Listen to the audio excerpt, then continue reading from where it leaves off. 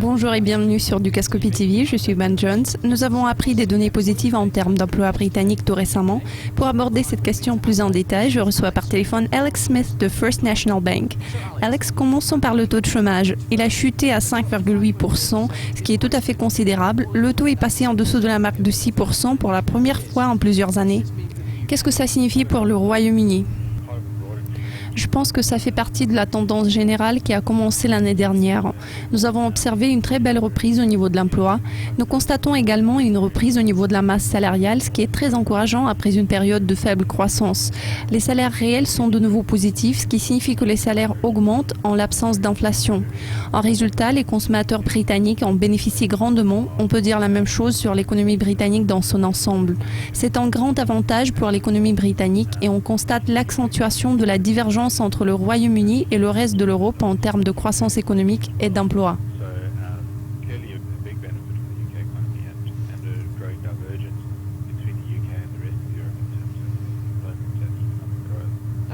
Croyez-vous que le Royaume-Uni parviendra à maintenir ces niveaux? Le taux de chômage pourra-t-il descendre encore plus bas?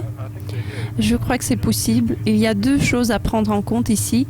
La première, c'est la qualité du travail. Il se peut que la qualité du travail s'améliore. Pourtant, n'oublions pas que 1,9 million de personnes restent sans travail.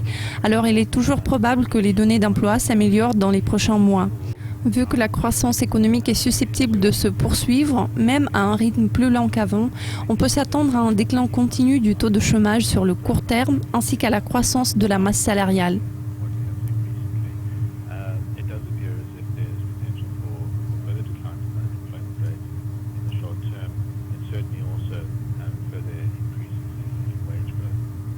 Enfin, hier, nous avons également appris les minutes de la réunion du MPC.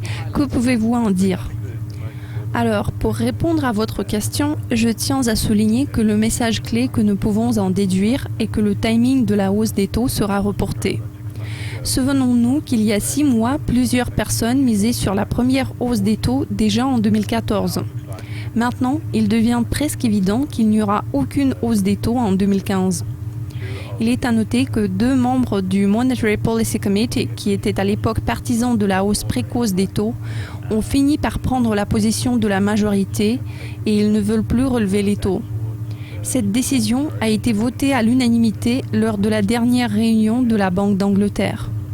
Cela réduit les risques d'inflation au minimum et l'inflation est censée reculer davantage dans les mois qui vont suivre. Vu que l'inflation n'est pas le principal problème en ce moment, il est fort probable que la Banque d'Angleterre va reporter la décision sur la hausse des taux d'intérêt à plus tard. Ça va sûrement jouer en faveur de la situation des consommateurs britanniques et de l'économie dans son ensemble.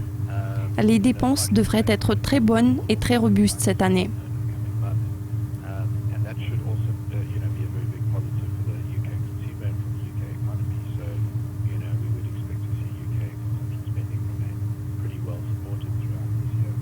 Alex, je vous remercie de vos commentaires. C'était un plaisir de discuter avec vous.